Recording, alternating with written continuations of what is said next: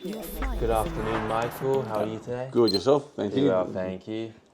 Also, I heard you travelled from Tasmania to Victoria again. Yep. How was the flight here? Yeah, quite boring. It's only an hour and a bit flight, but I had other distractions going on, like listening to music on the way over. But it was great to be here after two and a bit, just under 2 years. Now that you're back, how many days are you here for? I'm here for a week. I go back tomorrow, so I've Yeah. been here. Came back here on the 7th, fly out on the 11th. So it's all been fun. If you're not subscribed, please subscribe. Also, please smash that like button on the video and enjoy the show. And how many places have you managed to revisit coming back? Quite a few. Like I can't count them all at the once, but my parents, my other brothers and sisters, and then sort of concert in the meantime, and now coming to see you guys, and then high school friends on top of that as well. So Yeah, it's been fun. that's good, yeah. And tomorrow's Remembrance Day. Do you have any plans for Remembrance Day? Just going shopping, like getting like some sporting gear that I hadn't had when I've been back in Melbourne, like like a duffel bag or some skins for training, and maybe something else on top of it. Maybe like an AFL footy ball? No, I've got plenty of them, so Nice. I'll maybe get some music. I don't know. It's like we'll see when it comes to it. I'll just splurge. Yeah. Thank you, Michael, for participating in the You're welcome. podcast. I'd like to learn about your childhood in the 1990s, Yep. Australia, Yep. your school life, completing Certificate 2 in Security, Yep.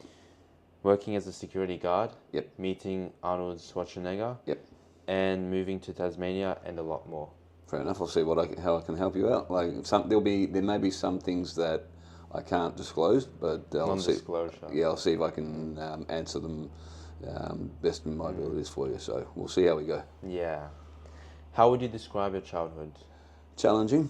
Do you want me to elaborate more, or Yeah. like the fact that when I was growing up, it was obviously different to how the young kids of today they do it. Like we didn't have mobile phones, we didn't have internet. We just had like all our friends and family's company. Like we went outside and basically kept fit that way. And the only Twitter that we had was when we'd talk to each other and the birds tweeting outside the window. So that was it. Like all our social life was basically catching up on the side street in our own neighbourhood and just talking amongst friends. And the moment we learned we had to go home was when the street lights came on, and that was our childhood. But going to school was also another difficult one. What made it difficult? Well, my learning disability. I was at a school. My primary school was at the point where I was a slow learner, and my mum and dad they wanted to put me in a school where I basically was had a good school structure that I was able to learn from, and like the teachers were able to give me a good education, be supportive. But the time I got to Kingswood, which is out in Box Hill, they helped me a lot. Like helped me how to basically get through high school without any problems. But I got through there, and here I am today. Yeah. And with the times not having any internet and not having as much, I guess, knowledge at your fingertips and stuff. Yep.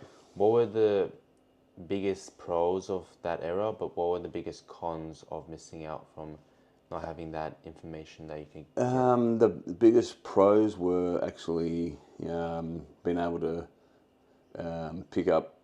go to the library, pick up a book, and actually have the information at your fingertips rather than as they do now, but in a different way where you go to a library or a magazine, or you go to your parents or school teachers, and they can actually say, here's a book, find it here, like this is all you need. The only thing that we did that was that far advanced was what they called, it was like an encyclopedia, or on the CD drive when computers had just started to become big.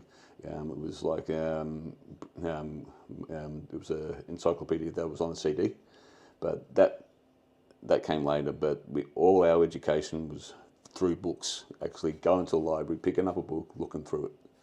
But can you repeat the question again, so I can the other part of it? And the other part was the cons of not having like internet access to information at your fingertips, like via YouTube or Google. Well, there wasn't so many cons, but the only downside was that you had to literally, if you wanted something, you'd actually had to use like a landline, a telephone, to call somebody. Like if you needed something, like whereas now you can actually look it up, and if you needed something straight away, you got it there, and you can say, "Oh, I've got this." Where the disadvantage of not having YouTube was, or the internet, quicker access. Like you weren't able to what's the word I'm looking for? You weren't able to Learn how to grow specific. you weren't able to get it easily. Like you had to go through different avenues to get it. Where now it's so easy to get. Yeah. So.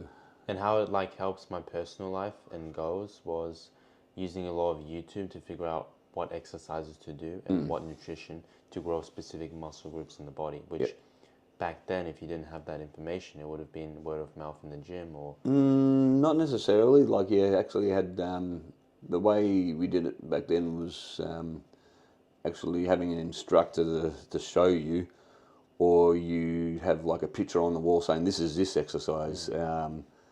And like the magazines, like back in Arnold's day, he had like Muscle and Fitness, he had Flex magazine, he had he had literally piles and piles of information he'd look through, and basically going through the motion of actually go to the gym itself and actually do it that way, rather than looking it up online as you do now. Maybe yes, it's quicker. But young people who do that in the gym, they rely on it too much, and it actually takes away their focus from doing it, learning about it quicker. Because way we did it back in the day, like it actually stuck in our mind. If we actually went ahead and did it, like say you do a bicep curl, you can learn it quicker. Or reading a book, you're actually like able to go, oh, this is what I'm looking for. Find it easier. So, there. Yeah. Where were you born and what suburb did you grow up in? I was born in southeastern suburbs of Melbourne. That was, it was Box Hill. I'm not sure if it's southeastern suburb. I just, this first part came to me in Box Hill Hospital. Then later moved to Glen, Waverley or Willis Hill. First grew up there until I was, I think, 12 years old, and then we moved up to another suburb of Glen Waverley, and loved life. Yeah. And it was fun. We basically, the family I had, enjoyed ourselves. And what are the differences and similarities that you see in your childhood suburb Glen Waverley versus the one you live in now in Tasmania? Quite a lot different. Tasmania or Moona is very, very quiet. They're more, they're slower, where they don't worry about how busy life is. They still go ahead and get what they need to do in day-to-day life done. Whereas of living in Melbourne, in Glen Waverley and Mount Waverley, everything was so busy. Like everybody was, they didn't want to help each other out like they do in Hobart. Where in Tasmania, in Glen Waverley, they're all like, I'm not going to help you out. You got to fend for yourself. They're always like it's very, very, it's complicated to talk about, but the way it's More self. a lot busier. Just put it that way, make it easier. But because people in Hobart, they help you out, and it's more of a community base. Where if it's in Glen Waverley or around where I lived at that time, everybody didn't want to lift a finger to help you.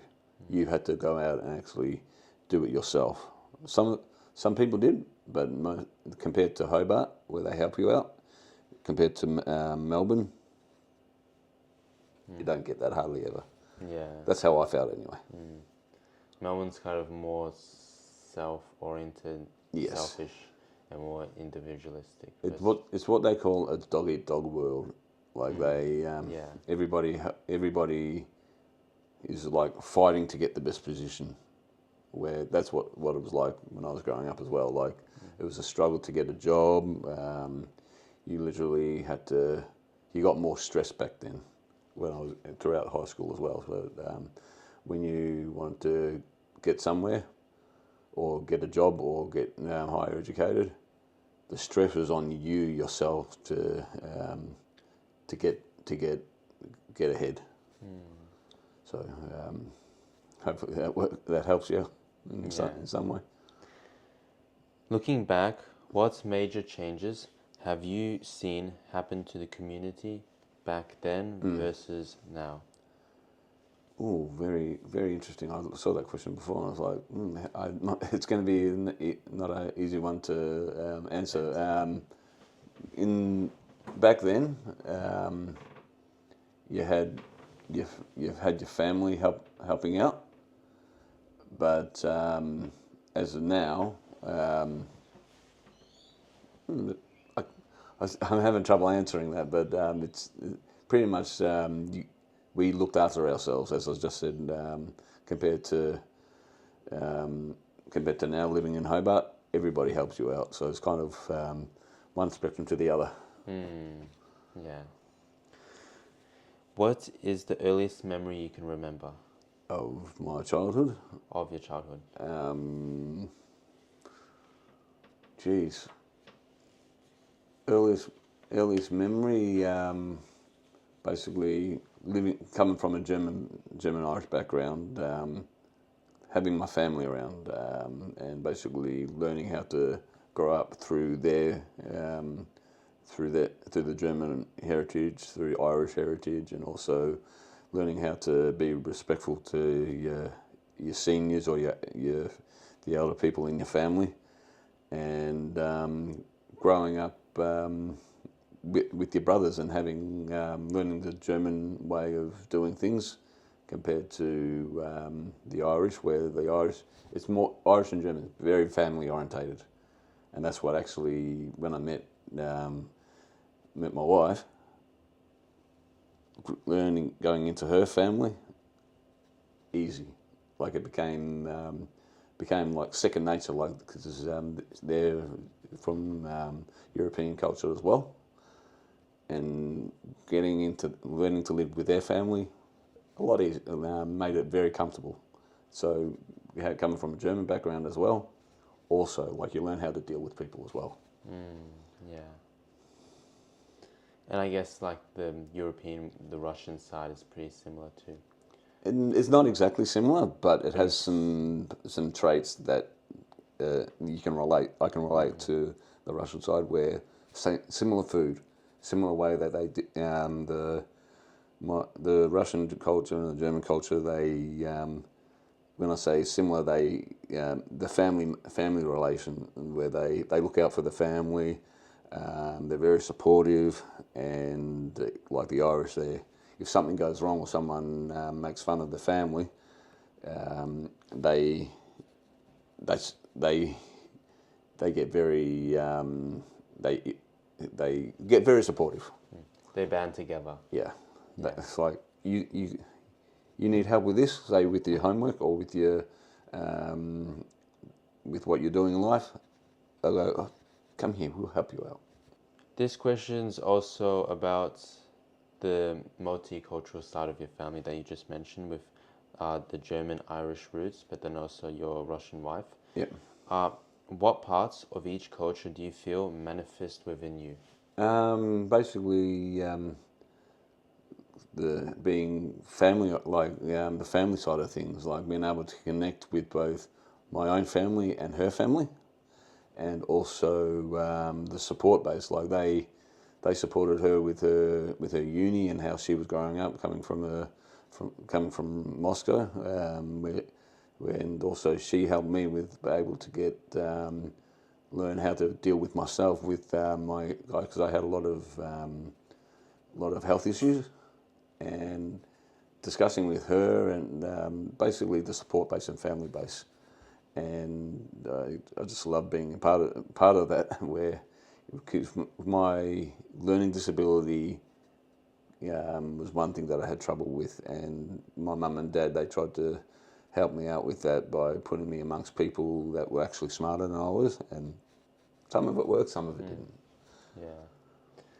Nowadays, there's a lot of specialized schools Yes. for people with disadvantages to potentially make learning more structured for them. Yes. And looking back on now, after what your parents made you go through during your educational career, Yeah. would you recommend the new schooling system, or would you see it as a really good idea for students in a similar situation with a learning disability? Oh, it depends, because like in my case with my mum and dad, they took me out of my primary school, which was Willis Hill Primary, where I repeated year 5 when I went to Kingswood College, which is out in Box Hill. They picked Kingswood because it was more suited to help my learning disability, and because they had a special ed class that was actually beneficial, because like when I was struggling, I could actually get a tutor to actually help me with say maths, business, later on with going into uni or year 12, and with any subject that I wasn't doing so well with. And that, like Kingswood College, probably back then was beneficial, but anybody who was going through year 12 now, they probably want to be going to an actual, like you said before, a special school, which probably I think would be more beneficial than actually being in a high school where there's a lot of distractions going on. So, like you said before, going to an actual special needs school would probably be better. But back for me, when I was going through high school, Kingswood was more aimed at helping people with special needs, as well as people who were just wanted to finish high school, basically, and it helped me, and I'm glad where I am.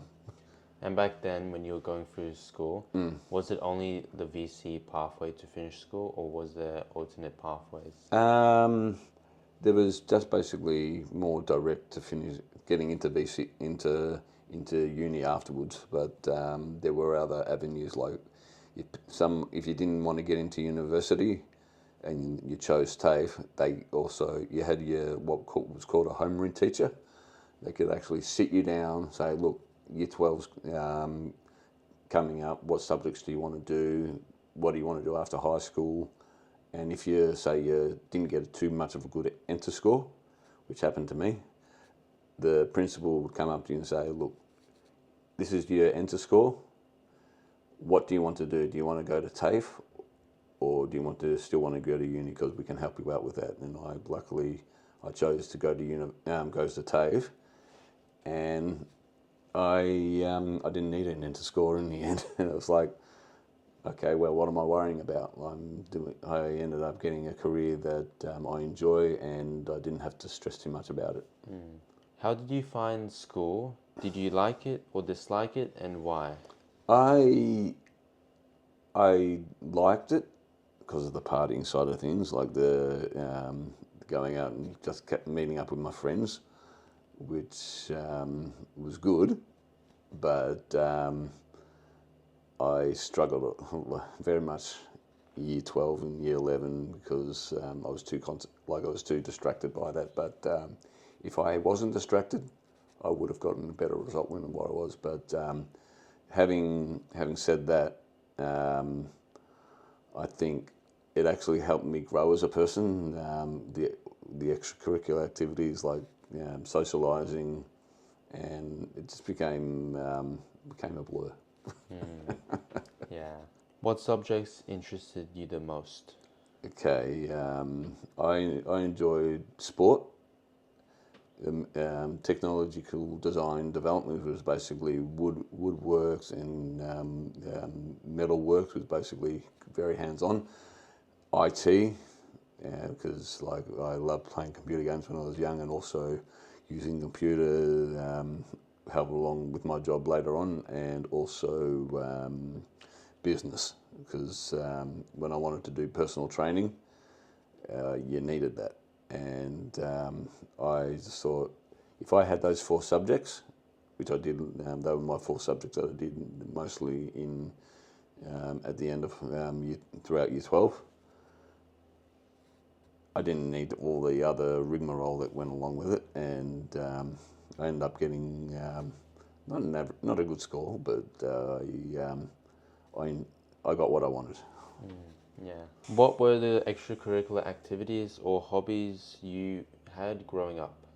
Growing up, they weren't more hobbies. They were more just day-to-day life, like weight training, and that was it. Like catching up with family and friends, and just being around family as well.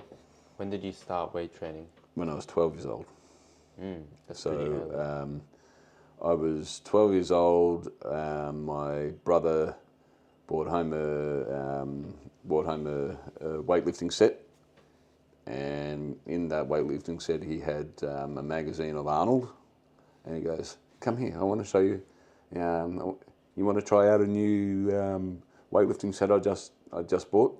So we set it up, and then he basically showed me a magazine that had Arnold on the throughout it. And he said, "Have a look. I've got someone I want to show you." And that's where he introduced me to Schwarzenegger. He's had him doing like bench press, do a whole lot of exercises. It's like, wow, I want to be like that. Yeah. And I'm not exactly like that, but I've learned a lot of values from him throughout the years. Yeah. And which gym did you start training at? It was more a high school gym, like the school gym that I was going to, and then after year 12, I obviously had to go to the TAFE gym. And once TAFE was over, it was basically like everybody else, find the right gym that suited you, and then go start training there, which is what I've been doing for the last couple of years. What was training in a school gym like? Limited, because you only had you were at an age where you weren't supposed to train heavily, but in my blood, like my brother said to me, light up a bar that had say 100 kilos on it. I was able to lift 100 kilos easily by the age of 14. I was like, everybody thought I had 24-inch guns. I was like, not really. And they all thought I was on steroids. It's like, nah, yeah, I'm just trained. I just enjoy my training, and that's it. But the school gym, like I said before, it was very limited. You had good equipment, but there was limited exercises that you were allowed to do, compared to when you get out of school, that once you get to the right age of training, that you can actually do. Because there was a myth where they said if you start training at an early age, weight training will stunt your growth, and that was just a myth. Yeah. So I paid no attention to it. I just like started training at the age of 12 through influence of Arnold, and I never looked back. And how tall are you? I was 6'1.5", but other things happened later on where I actually lost half an inch through a car accident that I had a while ago, but I'm not going to talk about that. Yeah. But I was in the peak of my prime, I was 6'1.5". So I guess it doesn't really stunt your growth if you start training at 12. And how tall were you when you were 12? I was 6'1". I had another inch to grow. So when you were 12. yeah, I was pretty similar height. Like, I don't know how tall you are, but I was probably similar height to you. Like, had all the growing pains happening. Arms that weren't fitting my shirt at the time too. Before that, and I just loved it. Like, I didn't care. Like, I had a care factor of zilch. Were you taller than most of the teachers when you were 12? Yep. And taller than my brothers, taller than my old man, but I think my brother was on a winner there. Yeah, taller than me at 17. How did you find graduation, and are you still in touch with your old classmates? Graduation for me was it pretty much non-existent, because whenever my friends went on holiday after high school, they went to and did a thing up at Queensland or around Australia called Schoolies Week, which is still going on today. But they did Schoolies Week, where they went on holidays, did a lot of schmoozing and drinking and playing around. Where me, on my holidays, I just went to my old man's work, started earning money on the Christmas break, Easter break, and even birthdays. And then after Christmas, or after I'd finished high school, that's where I went and started working full time until I started my other careers. And it basically was an engineering business out in Moorabbin, and I learned a lot from that. And was that your first job? Yeah, first ever mainstream job. Like, there was other jobs that came along after I did my cabinet, my TAFE job, TAFE courses, which was it was a cabinet making course, and I did 2 cabinet making courses, and then there was fitness, personal training courses. Didn't go anywhere. And then I had a break where I was working at my dad's family business for quite a while, and I just wanted to earn a crust while everybody else was out partying, and that was my first job. Yeah. And with your cabinet making courses, were you doing them after high school, or? I went and studied at Holmesglen TAFE. And that was for, I think it was 6 months to a year, and I got a lot of values out of it. Like, picked up how to see this table that we're using here, similar things to that, and just learning skills how to make good furniture, and be able to learn a thing or two if I ever wanted to make that type of product later on in life. Yeah. Maybe start an Etsy store where you make custom furniture. Yeah, but it wasn't my Passion. wasn't my passion. No. Like, I just wanted to see if it was worth it, but in the end, no, not really. I lost interest in it very quickly. It's like, there's a lot of things to go into cabinet making, where when you do, say, things like personal training, there's a lot of things in that. But when it comes to doing other courses like security, it's quicker, but they're also testing you as well. Yeah. And how were the tests? Were they assessments like paper, or were they more like? They were more like practical assignments, where you say, with cabinet making, you had to you had to do what they call a dowel joint, and they give you 2 pieces of wood, and it was up to you to figure out how to put them together. And it was like, okay, we got 1 bit of wood, 2 dowel joints, drill here, put them together. So they were literally, while you were doing the courses, they were testing you. And they wanted to make sure you know your material before you actually went out in the workplace. Yeah. And with the other courses, like the one on personal training and security, did you use the same provider, Holmesglen, or were they different providers? They were different providers. The personal training was still at Holmesglen, but when I went to do the Crown, do the security work, they were done at what's the name, Crown College, which was out in the Crown Casino, and that went for probably 17 weeks. And how did you find the training at Crown College versus at Holmesglen? Holmesglen, they were two different courses. Like I said, I only did my my personal training course and my cabinet making courses there. Whereas Crown College, because they were associated with Crown Casino, that's where they train all their chefs, their security guards, and I think there was another couple of industries that were also included. But they were good up until the point where the only con that they had was you got to a certain point in the course where if you failed too much, it's like they were going to kick you out of the course.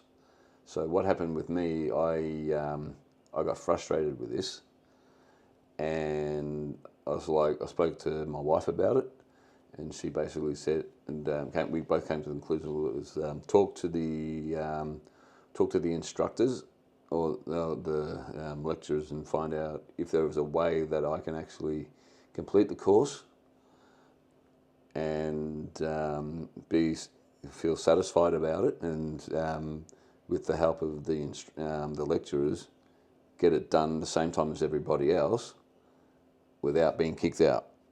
And we came to the bosses were like, nobody has ever, like, I actually challenged them. Like, nobody actually came through it, had the guts enough to actually step up and say, look, we're struggling, we need help. Nobody had ever done that until I asked about it. Because I panicked. They wanted me to,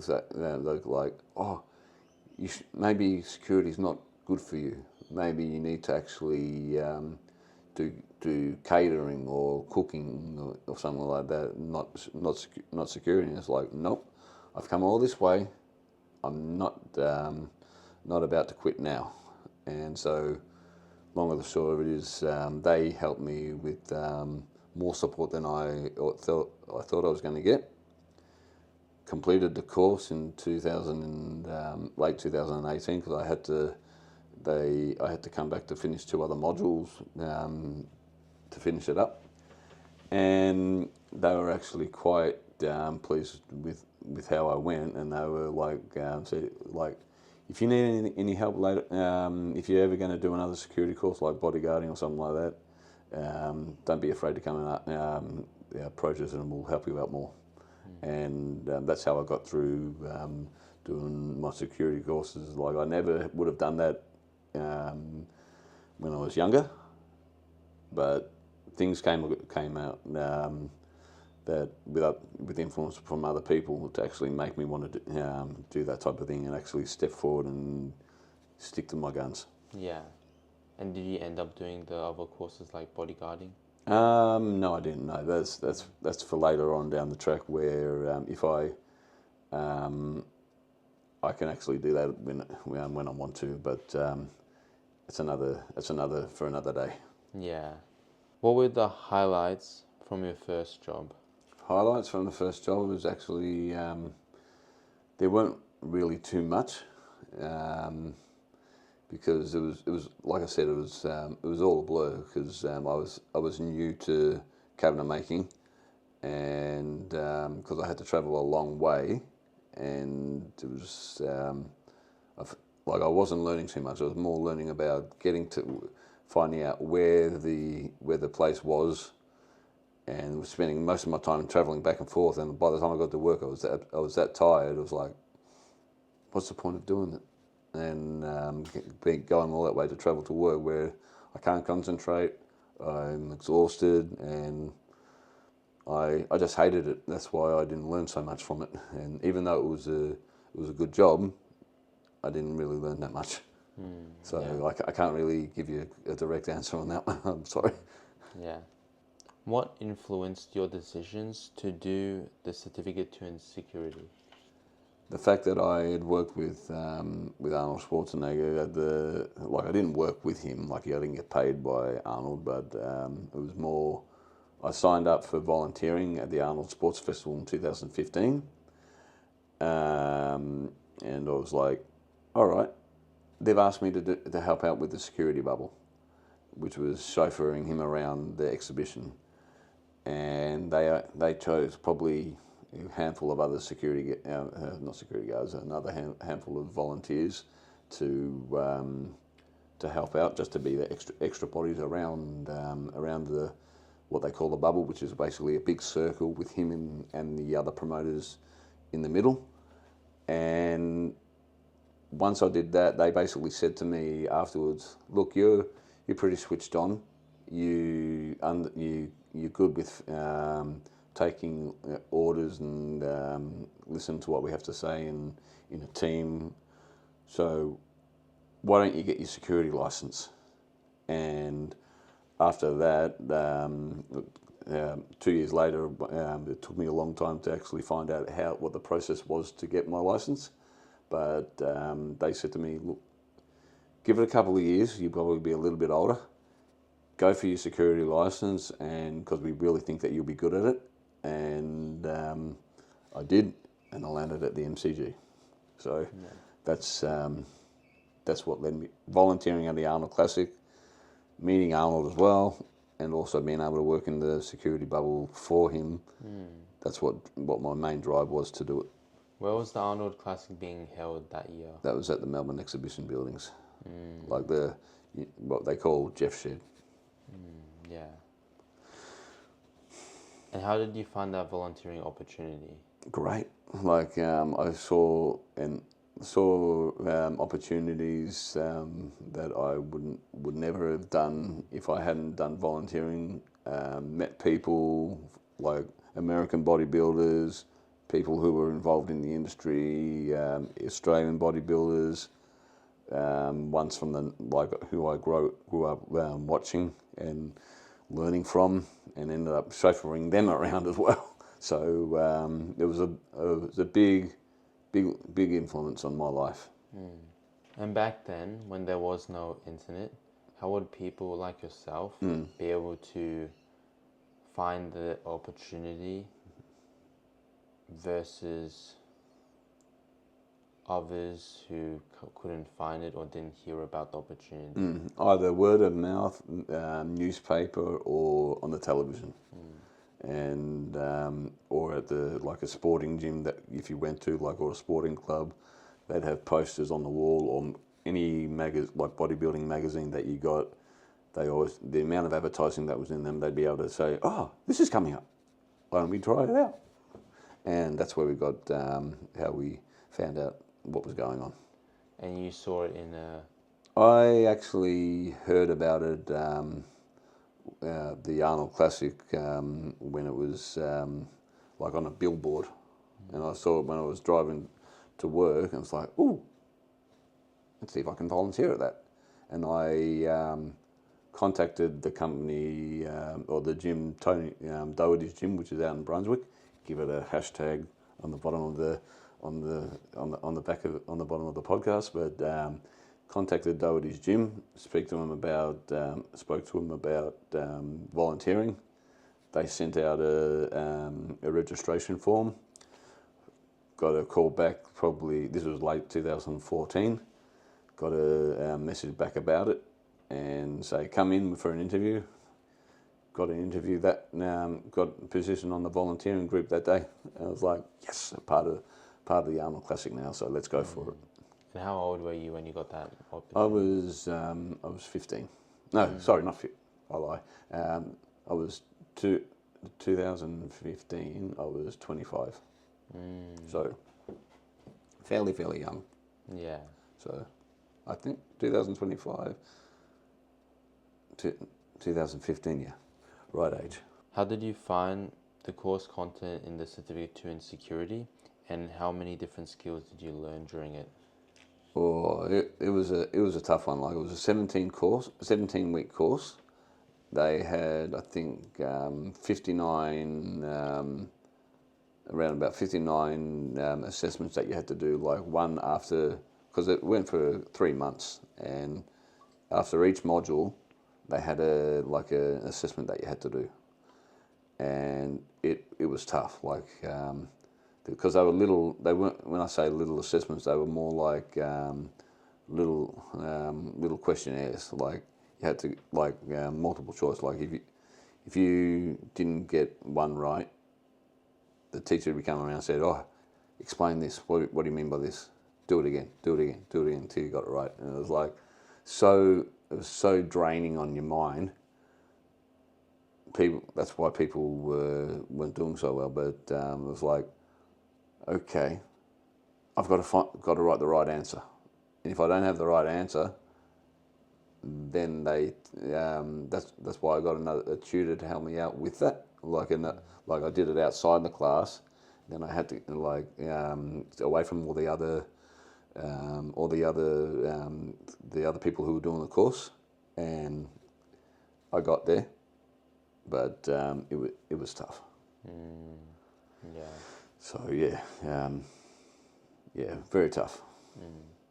And what were the practical physical skills that they would teach you in the course that you learned that you didn't already know prior? They would teach you like hands-on skills. Like they'd have a room set aside for training. Like say, not in you'd have a classroom for theory, and then you'd be another part of the college where you'd actually go to do all like the hands-on work, like any holds or anything like that, and that was very and even radio use as well. So the practical side of things was fantastic. Yeah. And versus the on-the-job experiences you've had and the course, were there different skills you learned on the job, or were they very interchangeable? It's very different because when you're training for the job, they teach you more the theory side of things, which is great, but most of the theory that you learn, you don't use. Like there's probably about 5% that you use compared to compared to the practical side of things, you use more. But so there's been a lot of difficult situations that I'm grateful to have you gotten the skills that I have to use in those situations. So the practical side of things is much better. Yeah. How did you get your first job in security, and how did you find it, and what was it like? My first job in security was at the Melbourne Cricket Ground, and I basically got that job by found out from a friend of mine who I did the volunteering with at the Arnold Sports, and so he was he was a staff member at the MCG. He was like, all right, give me your number, give me your details and resume, and I'll give it to my my friends who are at the company of Secure Corp. And so that happened. I get a call back saying, "Oh, we've got your resume. Come in for an interview. We hear you're interested in working at the MCG." And it's like, yeah, I wouldn't mind. Like, how do I go about giving you my resume? So I emailed them the resume, got an interview. It was more like a selection base where it's not like a normal interview. They come and said, "All right, we've got this coming up. We'll train you, do all the necessaries." And within months later, like 2018 May, I was working at the MCG and never looked back.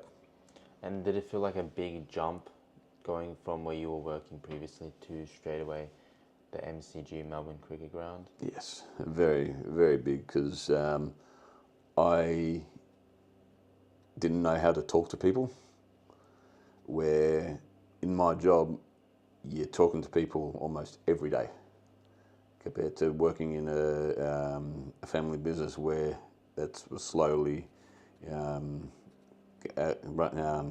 shutting down, where you're stagnant. You're on one machine. You're not doing so much. Where going to security, you actually have to learn how to speak to people all over again. But being in there for so long, 6 long years, I actually got better, and it was like people noticed it. It was like, oh, you're actually getting better with what this has actually brought you out of your shell, and you're a better person for it. Yeah. What were the culture like at the MCG? Difficult question.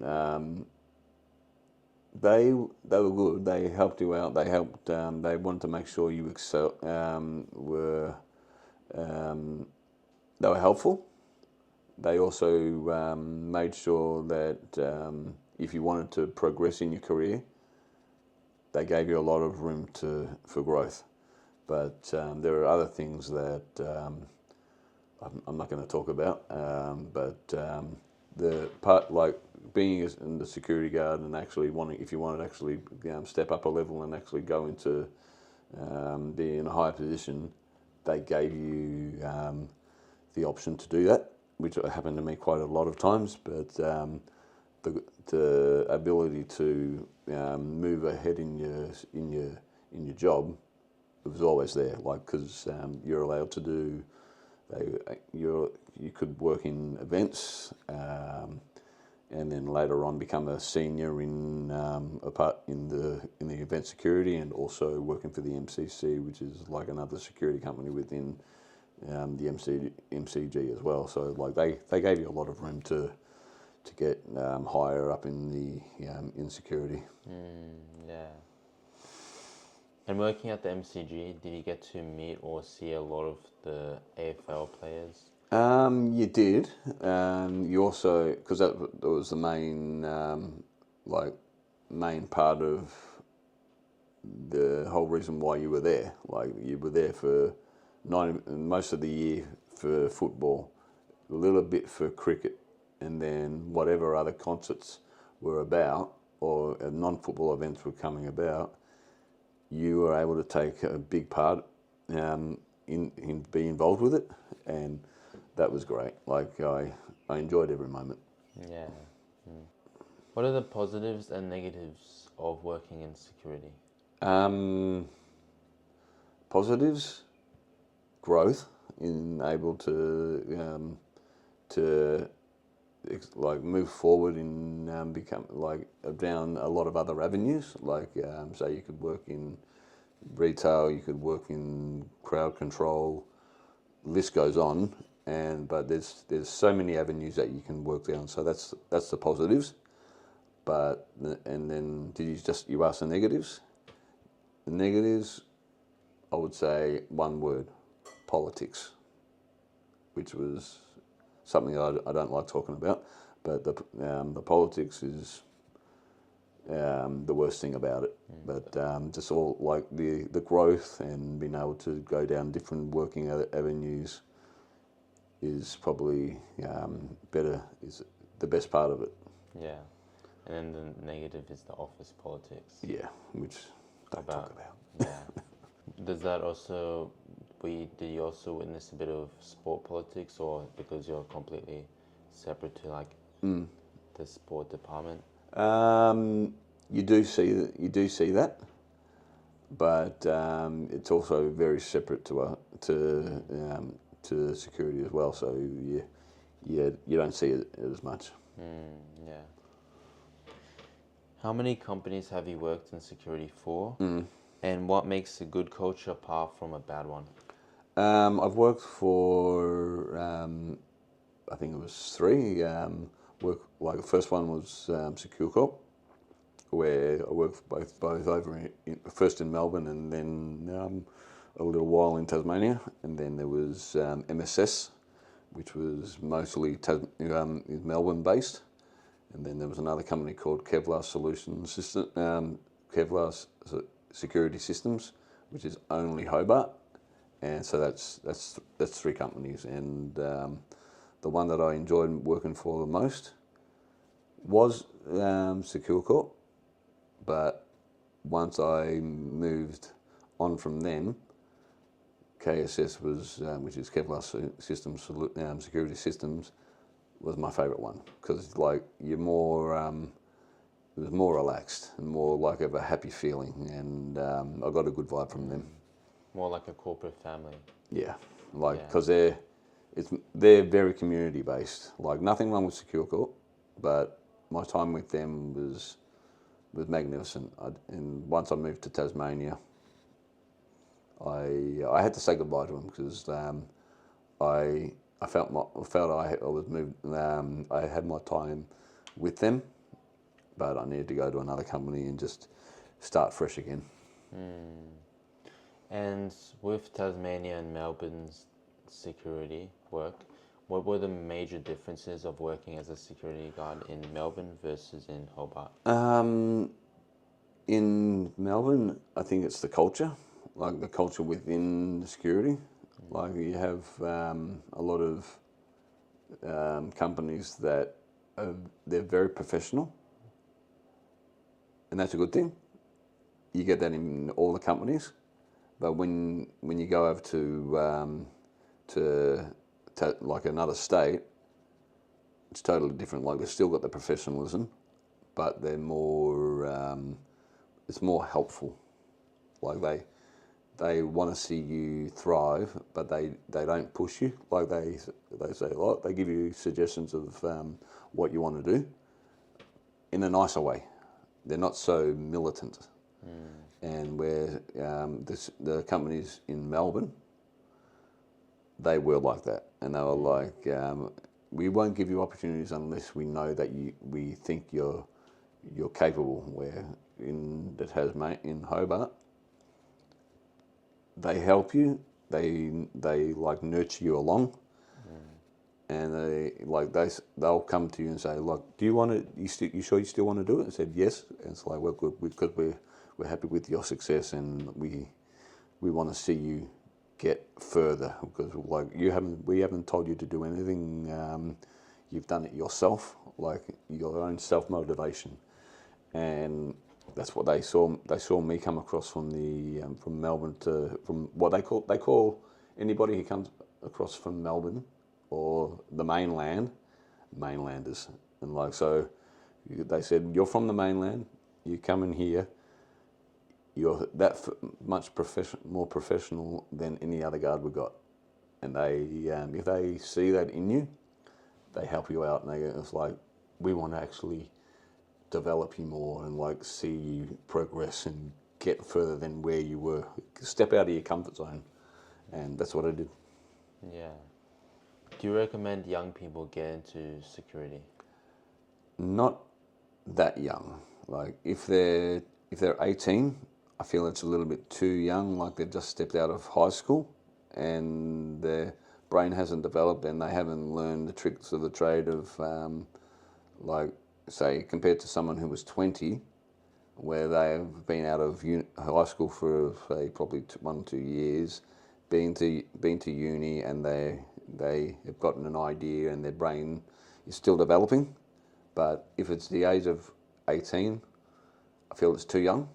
If it's, say, 20 or older, then it's a definite age. But too young, if it's too young, like say 15 or something like that, no way. But each state is different. They all have a different age group for starting security. Where in this state here, and in Tasmania, 18 is the right age, but I feel it's too young. So yes and no. If you are happy to share with us, what was the toughest day or situation you've had in your security career? Toughest day was I was working in a part of Tasmania or Hobart called Northgate, and there was a situation that involved a whole group of young kids, And let me just say, they gathered around me and the other guard, and we had to defuse it by, we were going to call the police, and it didn't go well. So I can't say too much about it, but that's a situation that made me feel uneasy and very in a dangerous situation. I was like, I don't want to work in this company anymore. It's like, not the company. I don't want to work at the venue, this venue anymore, which is a little shopping centre in Hobart. It was like I felt very uncomfortable and it was in a dangerous situation, and which unfortunately made me leave the company. So I don't want to talk about it now. So I'm not going to say anything more. Who are the most well-known individuals that you've done security / kind of bodyguarding for? Okay. Before is this including volunteering? Including volunteering, yeah. There's been quite a few. There's been a lot of bodybuilders, like Arnold Schwarzenegger, of course. Then there was a couple of well-known bodybuilders like Kai Green, Jake Cutler, Kevin Lavrone, and Chris Cormier, which is all 1990 bodybuilders, and who I've known a lot about. But when I actually came time to meet them,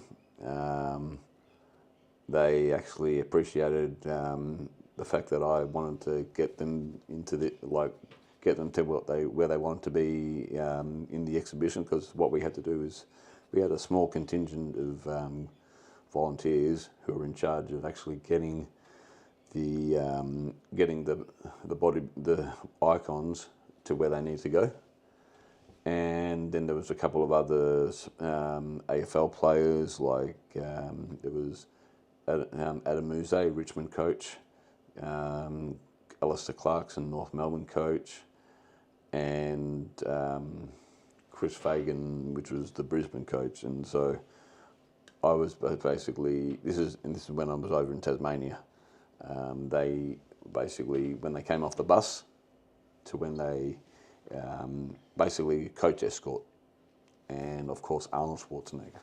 So they were pretty cool. What was Arnold Schwarzenegger like when you met him in person? Very humble. He shorter than I am, but he's a man. He's man mountain. Like he very interested in his fans. When I was able to tell him about his influence in me, he wanted to chat a lot. And it was like, even though he was busy, I was like, Arnold, I want to tell you like how inspirational you were for me. But he's also a good boss as well. Like when there was a situation where at the Arnold Sports Festival, where the first time he came and did a speech, he came through the back way. I was on the curtain there to let him in. Got to his where he was sitting on the panel, and while he's talking, he had the promoter Tony Doherty, which is a name drop there by the way, right next to me, and Arnold was like this. He'd be watching. He'd be like looking around, keeping an eye on all the volunteers, and making sure who were working on that the exhibition on that day, and he would be talking like you and I are now. And then when he sees something go wrong, he'd be like making sure everybody's doing the right movement, and that's what another influence why he's so great. But that's all I've got to say about that matter. Yeah. Michael, you have moved from Tasmania to Melbourne, or from Melbourne to Tasmania. Yep.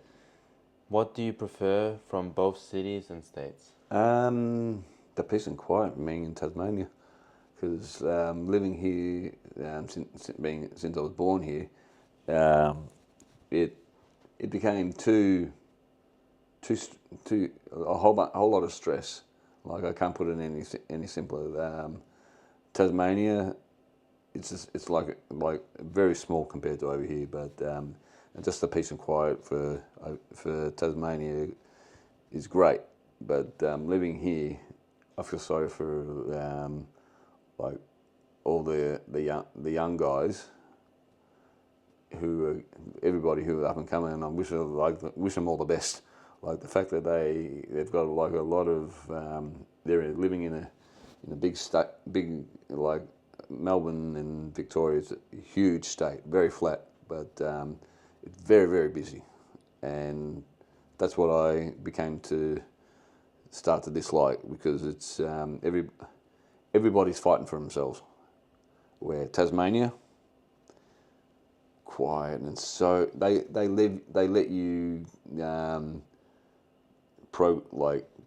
do what you become very successful very, very quickly. Like it's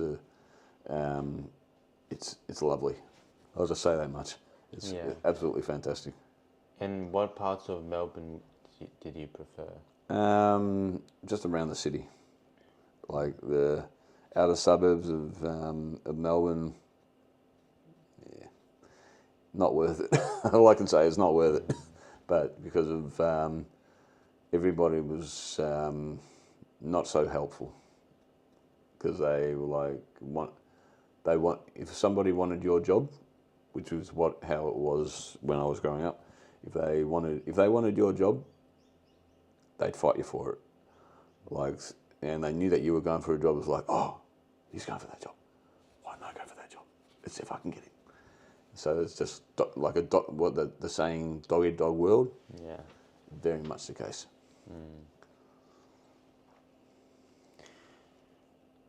What was the process of moving home interstate like? And was it fast or was it slow? Tedious, where you basically had to, once we knew that we had got the place, we had to find out how, now that we got it, how do we actually go ahead and get everything organised, because there was a progress of waiting for the settlement to clear, which took we bought in November, and we had to literally wait till probably, I think it was early January before the settlement had cleared. And so it's a lot of progress goes into it, where you've got to wait for a settlement to clear, and then once you've got the okay for move ahead, then the agent contacts you back, and then, you know what I mean? Like then you got like to pack up the whole house. Yeah. Make sure you got enough time to do everything, and then once it's done, you got to wait. You got to go over there, get the keys, come back, and then you and the wife have to go over and get everything sorted. She starts her work. I start my work. I wait for the whole all our belongings to arrive. After we move over, like when we took the boat over, kind of migrating to a new state or a new country, as it were. So we had to wait for all our belongings to arrive by freight, unpack them. Very, very an arduous process. Like we had a lot of patience too, and it just drives you crazy. Yeah. So, but I'm thankful that we were over there now. So it's like we've got our own little home, and it's like beautiful. Yeah. In your own kind of little island. In a way, yeah. Yeah, in a way, yeah. So you two purchased the property in Tasmania. Yep. How was the property market in Hobart compared to Melbourne's in terms of price, competition, bidding, agencies and taxes? Or was it roughly the same? some things I can't, like I don't know too much about, like but I'll give you, I'll say what I can. But the house market from compared to here to over in Hobart was a lot. The pricing of all the units or houses or whatever you wanted to buy was a lot lower compared to here, where everything was in the, say, probably close to $1 million.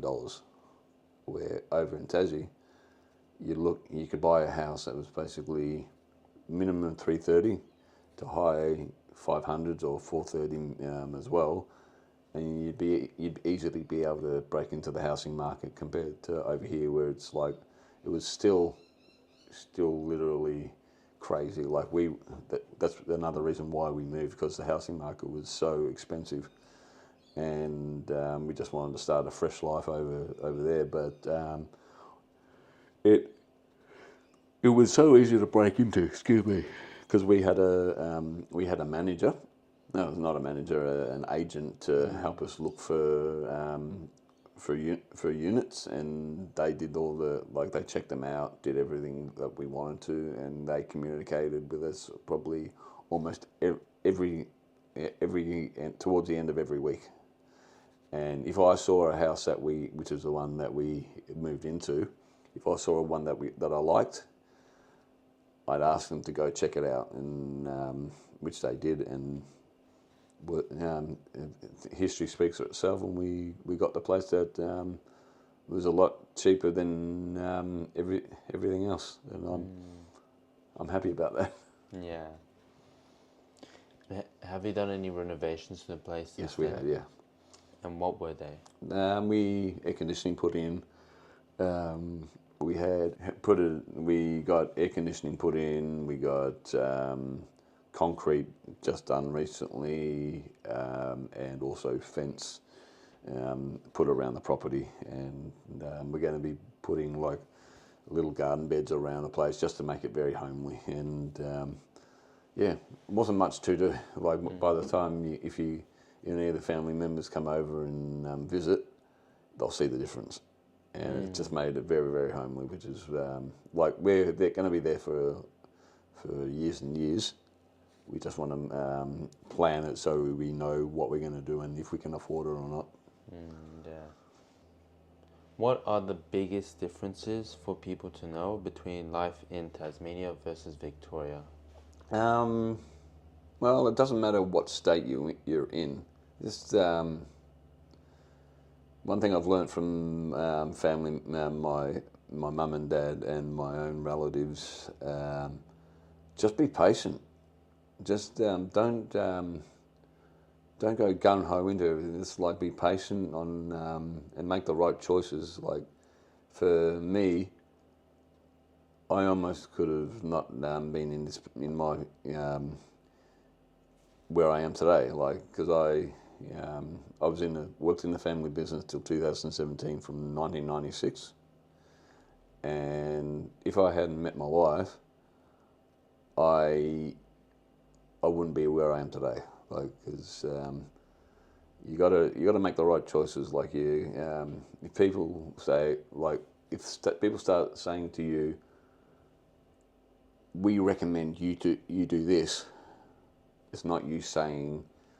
It's not like they're giving you the right to make your own decisions, which you have to do when you're younger, and don't listen to everybody's opinions. Like they'll say, "Oh, we recommend you do this. We recommend you do that." That's them forcing their Projecting their beliefs onto you, yeah, and that's why you have to make your own choices. Because it's you, not them, doing the job the choice path that you want to go down. It's not them, it's you.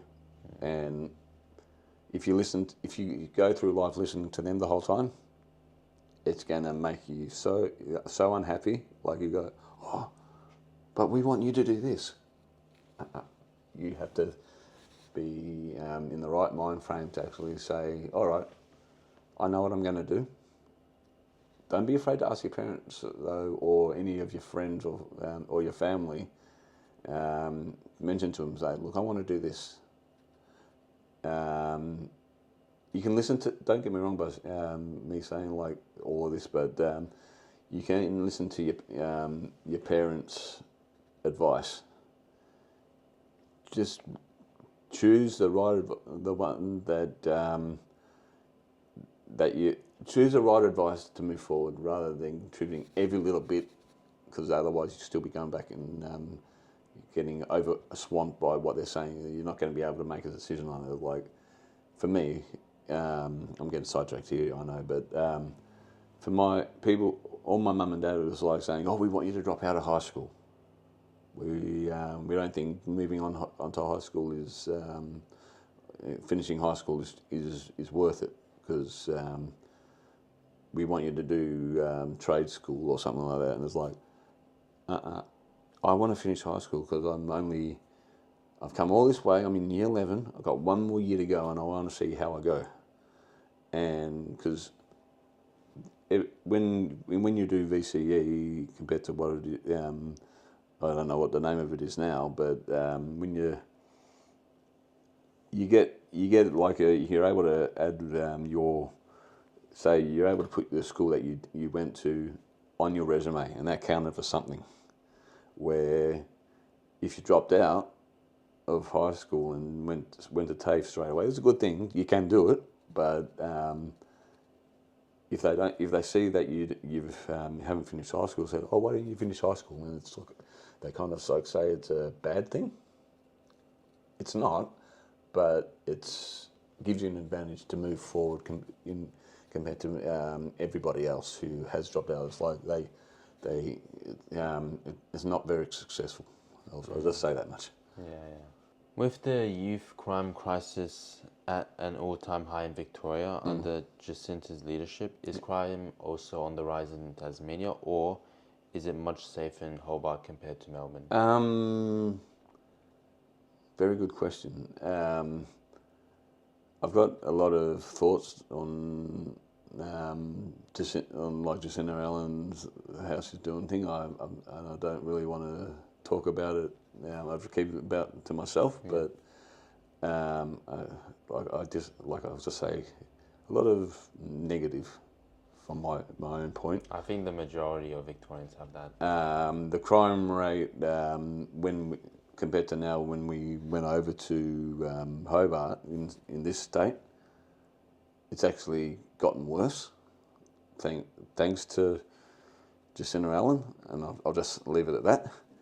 And the bins that she's put into place too late. Like she's actually made it worse, and I'll make it. Yeah. But over in Hobart, I think because it's talked about a lot in the news in this state, you don't really hear about it too much in other states, where you got the machete problem here, where over in Tassie, you've got youth crime, but they're not weapons. They're just the kids who are over there ripping people off, stealing, and also they're worrying about other situations like youth crime, homeless, that type of thing, where it's not positive either. But if let me just say, if the media wasn't there covering it, you wouldn't hear about it. And compared to Hobart, that's why they don't put it so much in the media, which is a good thing. Where here in this state, it's like all they ever talk about, and so I've got some grey flags about it. So like I'll just leave it at that. I really don't want to talk about it. I'll leave my opinions to myself. Mm-hmm. Do you have a favourite place in Hobart and in Melbourne? If so, what were they? Melbourne was just the suburb that I was living in, like Mount Waverley, But all my family and friends, like my relatives, were from, like, and still are. They're basically Mentone, Cheltenham, Glen Waverley, South Yarra, and even the places that I enjoyed working at as well, like the MCG. Loved it. Like, we're over, even more relaxing over in Hobart, where it's so quiet you can you could hear a pin drop and you'd be happy about it. Yeah. So it's like it's gone from one extreme to the other on the positive note. It's like and also good food. So good food and good company. Yeah. What things did you miss about Melbourne, and what things did you not like and not miss in Melbourne? Good question. Things that I missed the most was family and friends, because moving to an interstate, that's one of the hardest things. Like, because you're leaving everybody behind, and like you got friends and family who are in another state, and the only time that you're able to contact them is either by phone call, or FaceTime, or Facebook, or anything like that.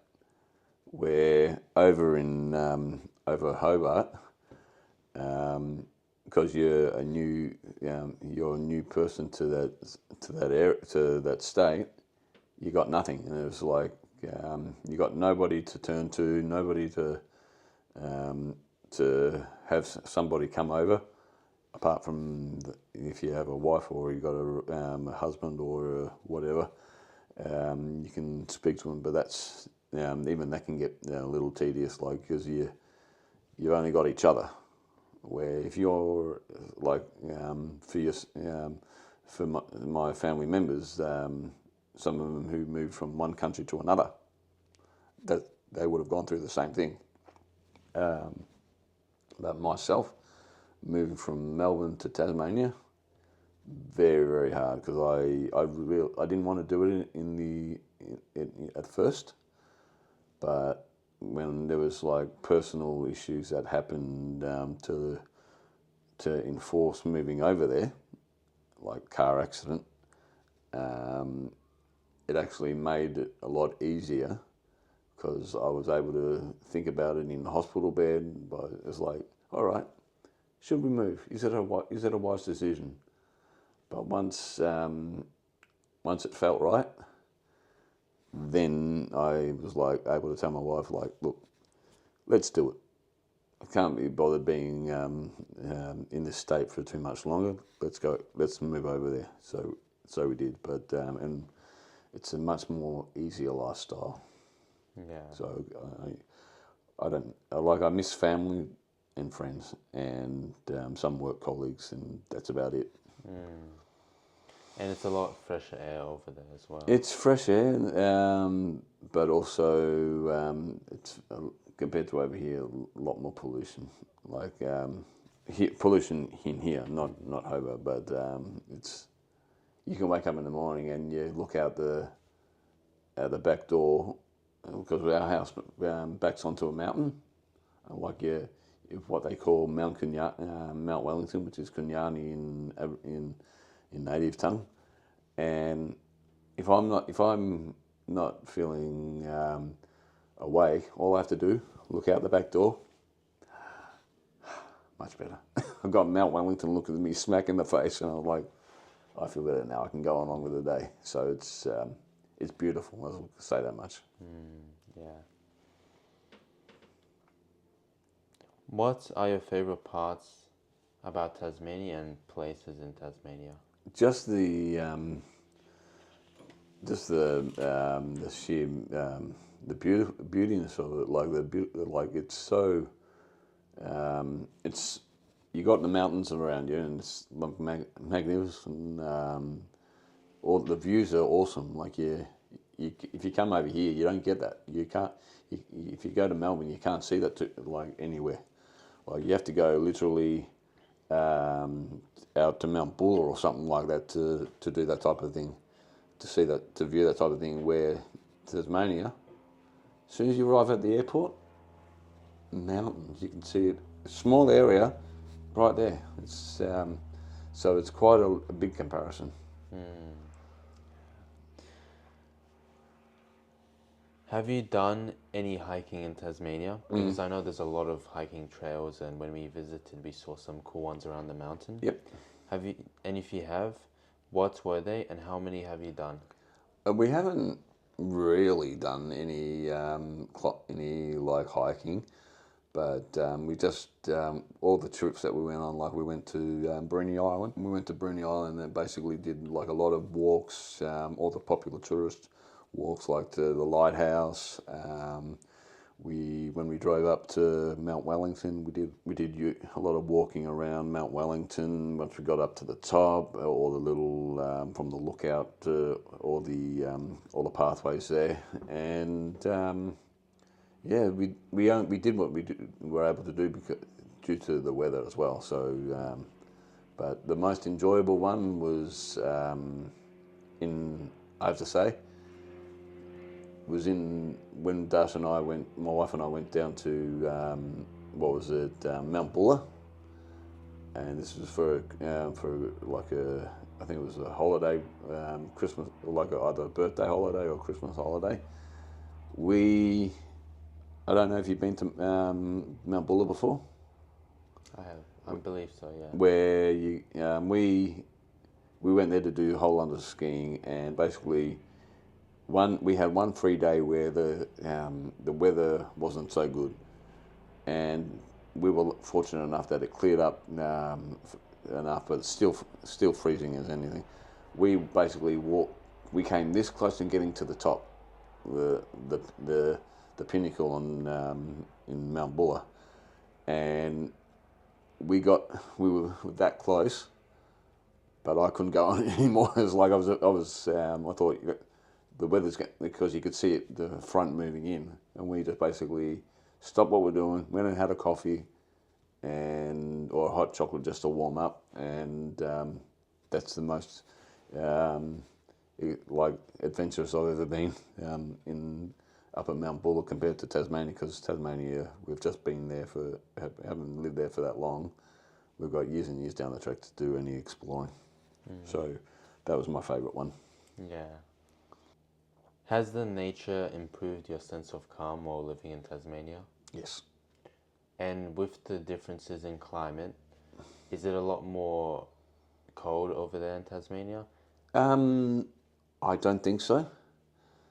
But a lot of people have said basically because of the wind comes off Bass Strait, and we're a lot closer to the Arctic. I don't feel it, but Dash does. But I don't really see it. But yeah, the weather hasn't really affected me. But the nature, it makes you breathe. Compared to being here, I found that like you're able to breathe easier in Tasmania than you are here, because sometimes if you have hay fever, apart from that, you're able to breathe easier, and it's more relaxing. So like you could open up. Say this is our back window. You open up, you see the mountain. It's like lovely, and so you can, as they say, breathe easier. It's a lot more comfortable. Yeah. Melbourne is known for having 4 seasons in one day, for its constant changing climate. Does Tasmania have more changing climate than Melbourne, or is it less unpredictable than Melbourne? I like your question. Basically, it's very unpredictable. Like it can be, it can be raining, and the raining gets heavier, and then it skips the season, then it goes back to sunny. But like I said, it's very, very unpredictable. Like 4 seasons doesn't exist. Those from Wind gusts, freezing cold, like you're in a fridge. Compared to, and then it goes sunny, so it's like very unpredictable weather. You don't know what you're going to get. Yeah. Do you recommend young people to move to Tasmania, and why or why not? Not straight away, because like if they should actually go and what we did, go for a holiday there, just to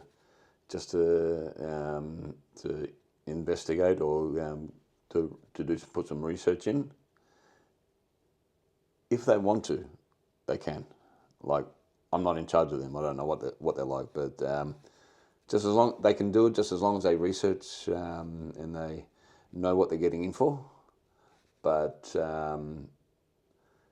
if they feel comfortable enough to do it, go ahead. But I would say just research, have your research right, know where you want to move to, and make sure you've got enough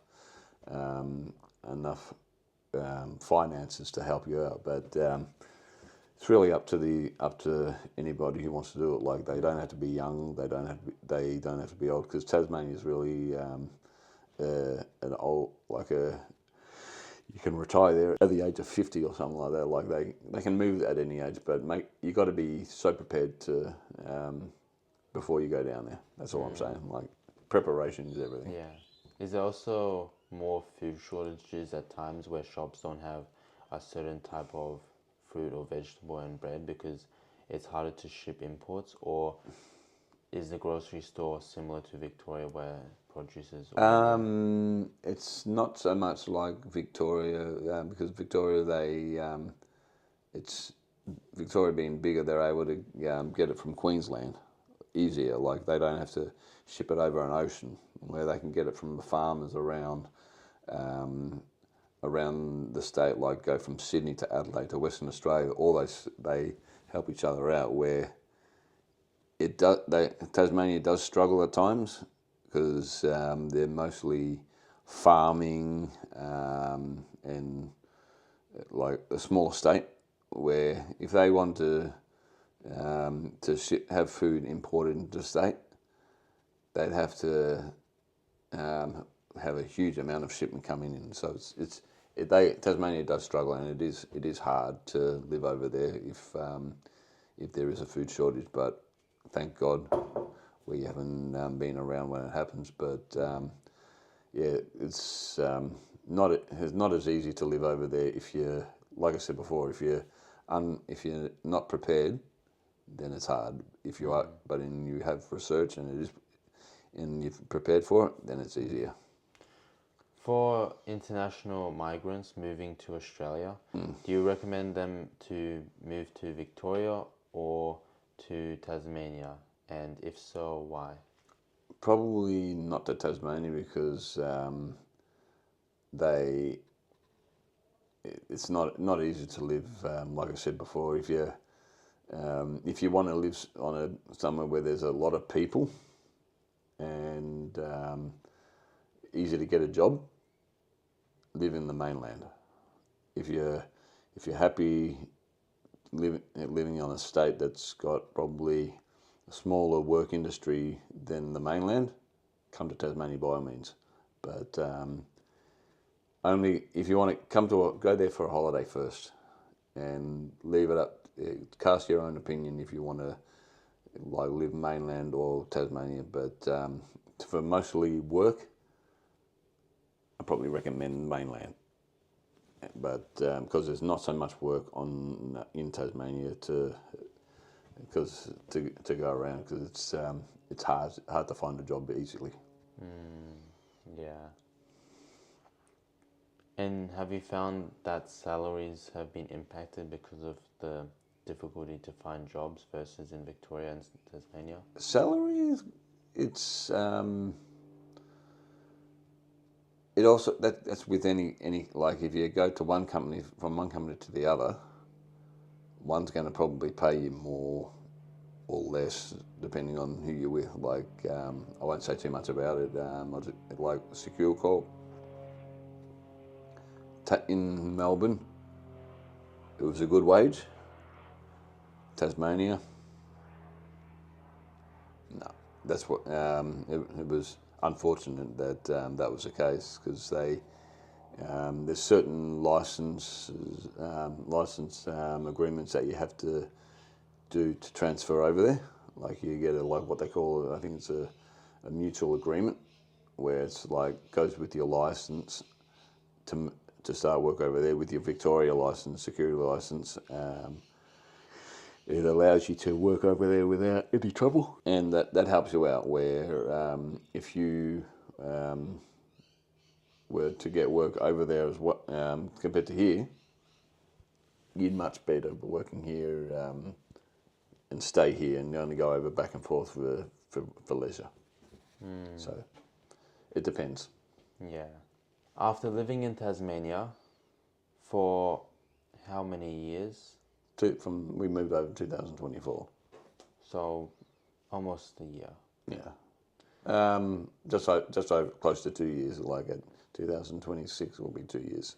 Yeah. So from being in Tasmania for about 2 years, do you feel more Tasmanian or Victorian? I don't lose my. I don't. You can't take me being Victorian out of me, because like I'll always be Victorian. But like you become adopted into the state. Like after say 5 or 10 years, they adopt you, saying, "Oh, you're one of us now." But I'll always be a Victorian. It won't change. Like you'll always be from Moscow, like in your family, like that type of thing. But I'll always be Victorian no matter where I live. It won't change anything. Yeah. Michael, looks like we're about to wrap it up. I like to finish my podcast with the Proust Questionnaire by Marcel Proust. Shall we begin? Go for it. What is your idea of perfect happiness? Peace of mind. Peace of mind, and like having these two work together. And that's all I care about. Like, yeah, pretty much. Like feeling right in the heart, it makes me feel better. Yeah. What is your greatest fear? Greatest fear is success. Like, if I feel like I'm not getting anywhere, it's like, all right, I want to make it better. I want to get somewhere. It's like I hate sitting still. Like, my biggest fear would be actually procrastinating. What is the trait you most deplore in yourself? My biggest like one I hate is being too nice. Like I have to be nice for my job, but sometimes I hate it. Like because people are be able to get the better of you, and it just irritates me. Yeah.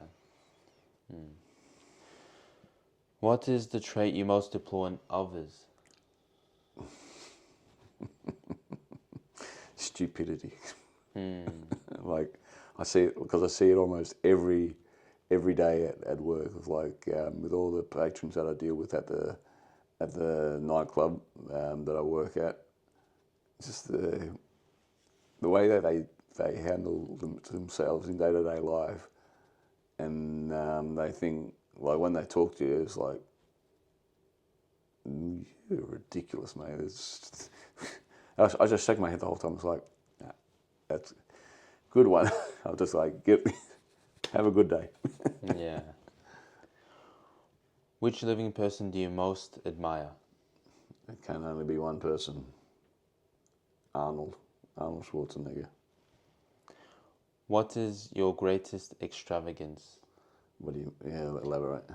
Lack of restraint in spending money, habit of spending more money than you can afford or is necessary. Spending too much money, because if I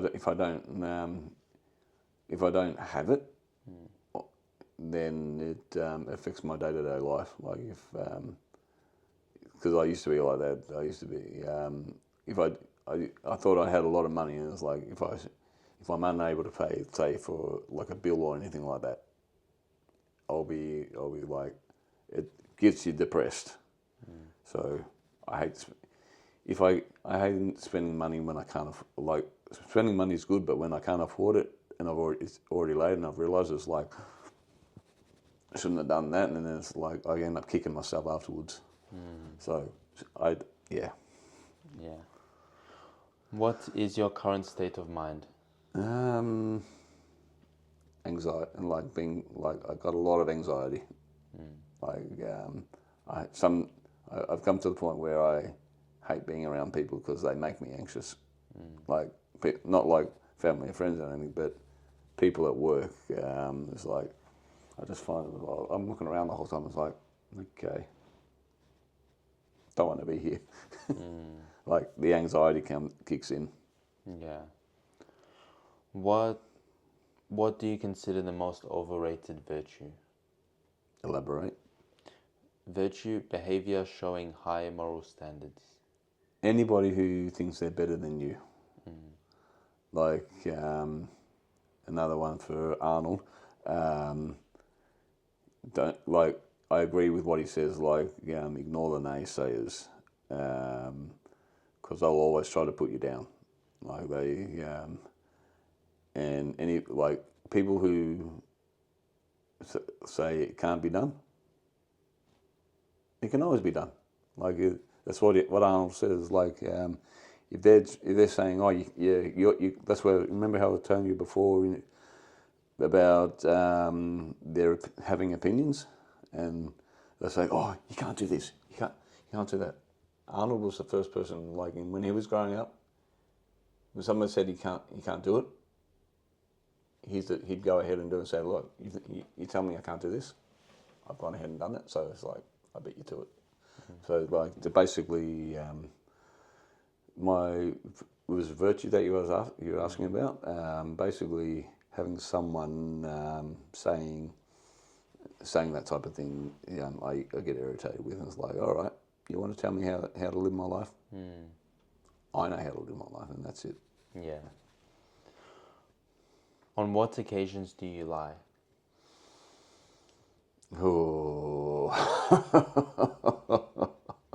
used to be all the time, but I learned the fact that that my wife Das she picked it up and said, you are a liar, because all your family and friends, if you continue to lie constantly, they see that and they start to believe, say, oh, we can't trust such and such because he is a liar, like he doesn't tell the truth. Where as I was growing, after I met Dash, she basically got it out of me, like basically taught me not to lie. It's like, all right, the only best way that you can tell the truth if you're honest, and if someone says, well, maybe, they are bending. They're not really telling the truth. That's like, I'm not going to mention names, but that happens. Where for me, you ask me when do I lie? It's like it used to be all the time, but I never used to really think of. I never really used to think of what I said. It just used to come out, and that's what made everybody believe what I was saying. It's like, okay, if I think about what I'm saying, that will be the truth. So I hated lying every day, and people were started to not trust me anymore, and that's what it came down to, like trust, and not having been able to be believed, and that's what I hated as well. Yeah. What do you most dislike about your appearance? Not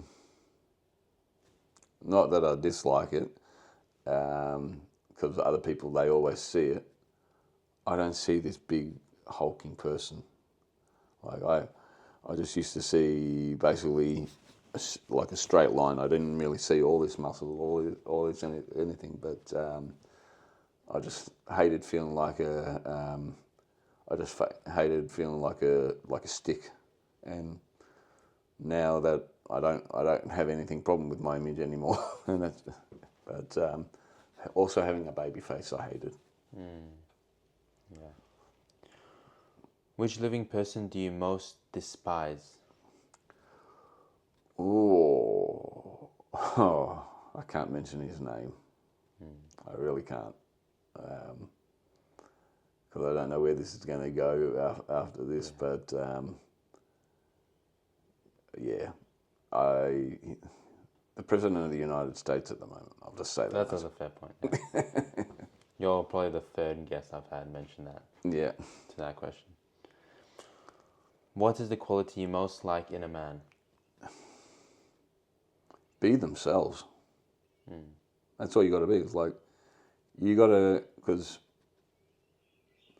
there's so many things going around now. Like people who want to choose their own destiny type of thing. Like that's what it used to be. Like qualities in a man is like just be yourself.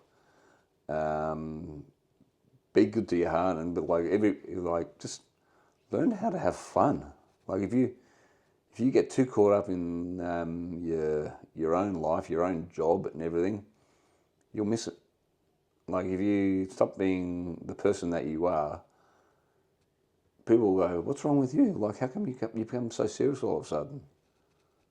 And it's like, and it's happened to me. It's like, I'm a security man now. I'm a chef now. I'm a engineer now. A lot of the tradies that I've met over in Tassie, they're mostly these big burly blokes, and they know how to have fun. They can get noisy, but they know how to have fun. It's like that's what a real man's like. Like another person who a real man is like Arnold, The Rock, Dwayne Johnson, hashtag. Anybody who like they know how to don't take themselves so seriously. That's what I see as being a real man, and like not real men can cry as well. Don't forget that. Like whenever I'm feeling unhappy or anything like that, I'll be moments where I'll be a little unhappy and I'll let tears fly. But it's real men can be anything. Like they can be these big strong blokes, but then they'll have a little bit of a tear every so often. That's okay. It's got nothing to do with sex, race, or being gay or anything like that. It's how the person is. Like it's emotions. We all have it. And that's it. And if people were like, "Oh, you're a sook because you're crying," they don't know what's going on in your head. You may have an emotional emotional day or a bad day where, say, you may have lost a parent or a grandparent, or you might have had a breakup of a girlfriend. But there's nothing wrong with putting your dealing with your emotions in your own way. Don't let people stop you about that. Anyway. What do you most like in a woman? Can't say it on screen. I really can't. It's they've. I'll just say it about my wife, Dash. Hope you're watching. Her smile, and her brain, like because if you give a woman a compliment like saying you got a beautiful smile, you don't need makeup, all that type of thing, they love it. It's the best way to be. Like all the girls can go on about like their body looks, but for me, with Dash, my wife, it was her smile. Her smile was what got me interested in it. It was like you, and I said, look, you've got a beautiful smile. Your eyes are fantastic. It's like, don't ever lose that. And like I'll say to her sometimes when she's whenever I'm going, like if I haven't seen her, sometimes it's like, darling, I just want to see you smile one more time before I go, and that's she'll love it. But that's what I like about a woman. compared to all the other stuff. But we'll give that another time. Which words or phrases do you most overuse? A lot of Arnold sayings, like I'll be back a lot. I try not to use them because they're his, and everybody uses them. But myself, I don't have just one set saying. Like I'll probably come up with some doozies over the time.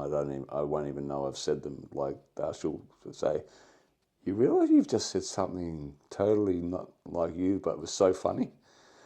Like there was a situation where it all comes down to being quick-witted, like on the spur of the moment where it comes out.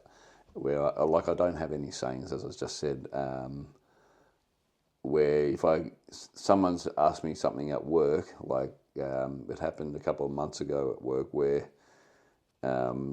these girls came in and they were obviously looking for like a bottle shop to get some booze to take away, and it was like, does the bar sell alcohol over the bar? And it's like, and I was like, looked at them and said, it's like, yeah, like every other bar sells alcohol over the bar. What's your point? And they were like, oh, no, I don't mean that. It's like, do they do what they call in Tasmania takeaways? Like you can go into a bottle shop and get 1 or 2 cans. And I knew what she meant, but I was just making a joke of it. And like the guy, one of the locals who I know, he knew I was saying this, and he comes up to me after he goes, "You were very good to change that into like to say that to her. I would have been game enough to say that." And I was like, "Yeah, well, she dug herself a hole into that," and it was like clap, and it was like, "Yeah, next time." Yeah. So yeah, I don't really have a lot of sayings that I come up with apart from I use a lot of Schwarzenegger one-liners. There's a lot of comedians that I'll use their little catchphrases, but I'll make them my own, and that's it. That's like that's all I ever do. But I try not to use them because Dash will get sick of them. Goes, don't do it. Stop quoting. It's like, okay, why not? Mm-hmm. What or who is the greatest love of your life? My wife. And then, apart from that, just my wife. It's like nothing else more. Mm. When and where were you happiest? In her presence, and like if I'm away from her, like I am tonight or this weekend, I was like, I wish she was here. I wish she was here to be able to enjoy the moment. But I just love having her around. It's like she's my keepsake, and that's all I'm become happier with. Like your dad and Katya, they are like I've become so close to Dasha after living with her for so long. I've become so used to it. It's like even away for too long, I'll miss it too much. And it's like I'll need to call and say, look, I'm just worried about you. I haven't spoken to you in a long time. I need to hear your voice, and that's what I love about her. Hmm. What talent would you most like to have? Being able to talk in front of people for too long. Like it's, I never haven't been able to do it, and just not being shy in front of thousands and thousands of people, because it's been in my job, like for a concert, I'll be in front of people. If there's a light on, say, and I'm on the stage or near a stage, and I feel all the eyes upon you, it's like stage fright. You want to shrink it. You feel, say, in a bunch about 100,000 people, and you're one person on stage. it's daunting because I've done a couple of stage production before. Like you go from being this huge person, from being small like this, and then when you're on stage, everybody's looking at it. It's like, okay, no, I can't hide. Nobody can see. People can see me, and that's the biggest one. Another fear that I've got. So that type of thing. Yeah. If you could change one thing about yourself, what would it be? More confident. And I need to be more. I've become more confident in my career, but I just like to be more confident. Like from all my favourite idols, like Arnold, Dwayne Johnson, they're all confident, and I've met people who are very, very confident, and that's just one thing that I wish I could be more of. Like, confident will make you feel competent as well. Like you'd be able to just walk into a room. It's like, here I am, not being able to care. Where I would like that. It's like I feel like that sometimes. But when people you walk into a room and they know who you are, it feels like you just want to crawl back in your hole. It's like I hate crawling back in a hole. I just want to be like, all right, I'm here. I'm confident. Let's do it. What do you consider your greatest achievement? There's many. Greatest achievement in life, do you mean? Or basically meeting my wife. And it's, I never thought I'd be able to get married. And when she came along, my life just increased. Like it got better. Like as Arnold would say, like there's behind each man there's a great woman. She's the inspiration to do what I have done in the past. So she's my greatest. So I'll leave it at that one too. Yeah. If you were to die and come back as a person or a thing, what would it be?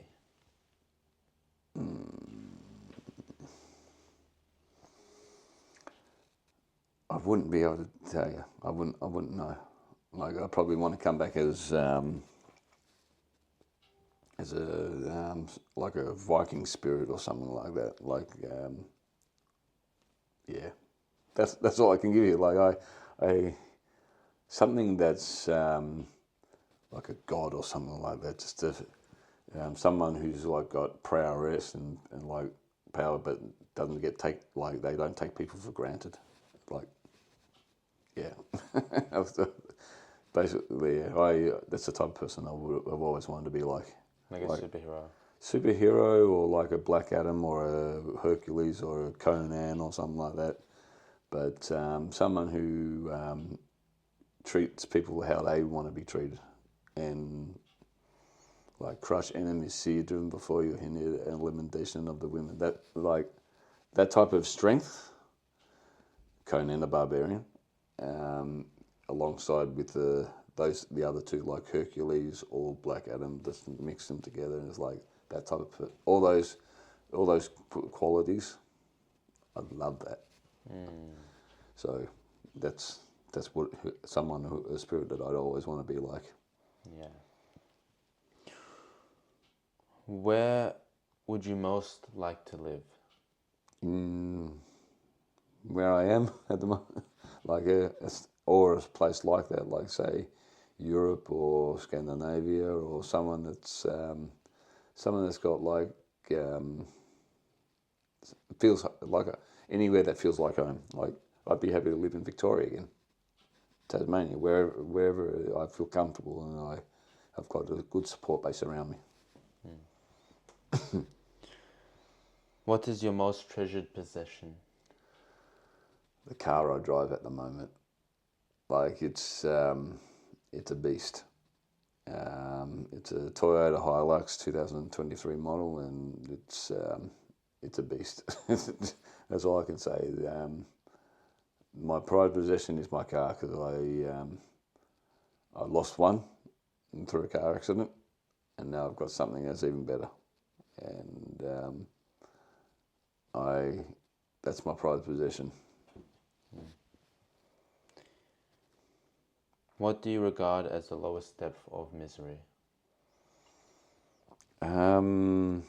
Lowest point of misery is losing someone through death, and you're not being able to handle it properly. Like when someone dies, I don't know if you've seen someone die and someone come back. It's scary. Like when they come back, they look different. Like my grandfather passed away, and then he came back. I was out of the room, but when they go for it feels like a long time. Like it feels like they've gone for probably around about feels like 2 minutes, but 2 minutes is feels like it's lasting forever. And my grandfather passed away. He had one eye that was still open, and he didn't move, because he'd obviously passed away. And I was like, looked at him. He's he literally slumped over in the bed, and I was stunned. Like I couldn't cry or anything like that. So our whole family got moved out of the room, and then he came back to tell my grandmother, my late grandmother, that he loved her, and then he passed away again. And that was just seeing, that's what I said, death is the worst. Just seeing someone die and then come back, it does something to your soul. Yeah. So it's a bit creepy. What is your favorite occupation? My job at the moment, being able to go where no normal person would be able to work, being amongst celebrities to sporting coaches to everything, because security makes you step outside your comfort zone, and it makes you use your brain a lot more, but still makes you step out of your comfort zone, and it's actually a very good career to have. Yeah.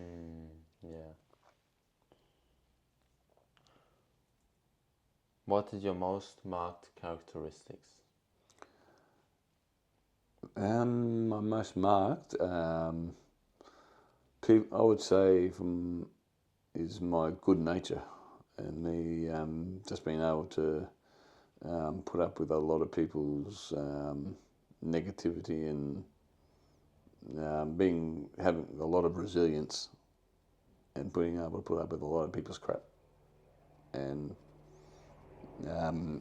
it's been with me for quite a long time. So being able to put up with a lot of people's business, and good natured.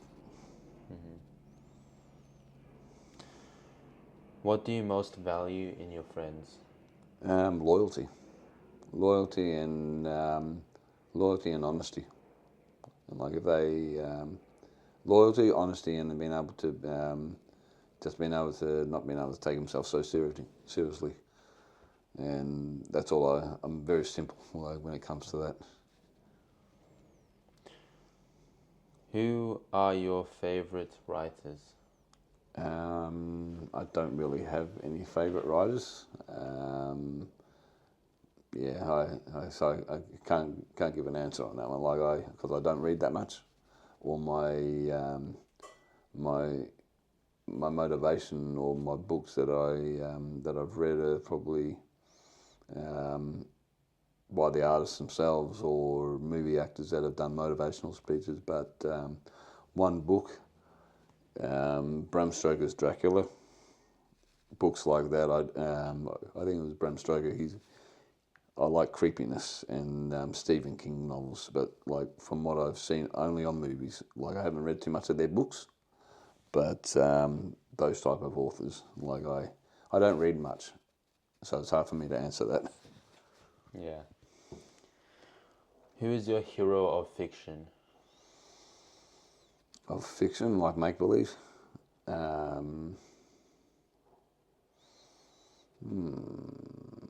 would say, probably Hercules. Funny enough, fiction, Hercules and Black Adam, and that's it.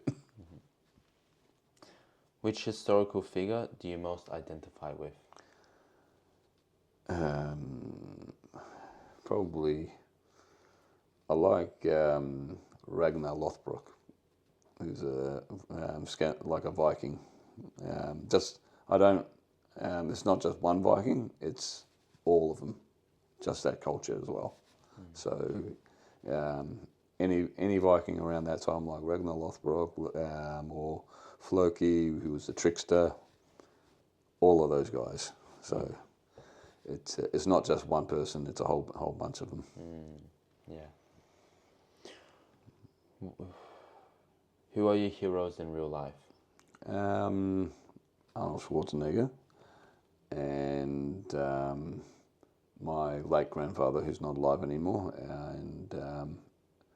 and my dad. Like he's taught me a lot, and I've learned a lot from him. And also my wife, she's become a real. She was, when I had my car accident, she was literally, she stepped up a gear, and that's what I thought. That was hero quality. So. What are your favorite names? What, nicknames or? Either or. I don't really have a favorite nickname, but they're more pet hates. Like if someone calls me my last name and uses it in a like a joking way, I get annoyed at it. So it's like I don't really have any favorite nicknames. And what are your favorite names? Like Mike for someone calling me Mick,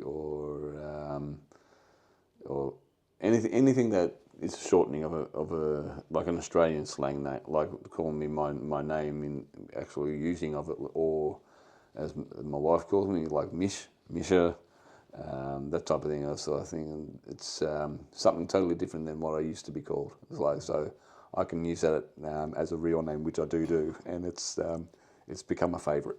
So to answer your question, Misha. What is it that you most dislike? Oh, I've got to word this differently.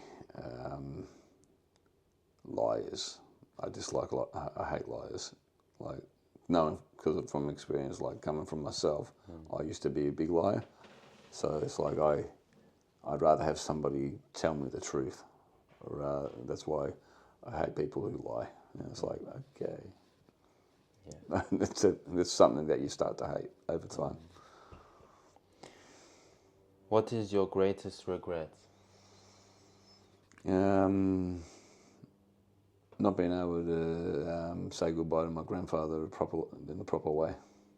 And that was a big regret. How would you like to die? Oh, because I almost did die in this car accident. Quick and painful, quick and painless. Like say, like in an explosion or something like that, but just to get wiped out, quick and painless. A lot of guests have said in their sleep. Well, that's the obvious one, but quick and painless. Well, thank you, Michael. You did great. Thank you very much. Like it's a lot to think about, and hopefully Arnold Schwarzenegger sees this if you're able to get to it. If it does get to him, but it was much appreciated. I hope I gave you the right answers, and it was very, very nice to be asked to come along and do this type of thing. Yeah, and thank you for coming on to the show. No problem Have a at all. wonderful day. You too, mate. Thank you. Cheers.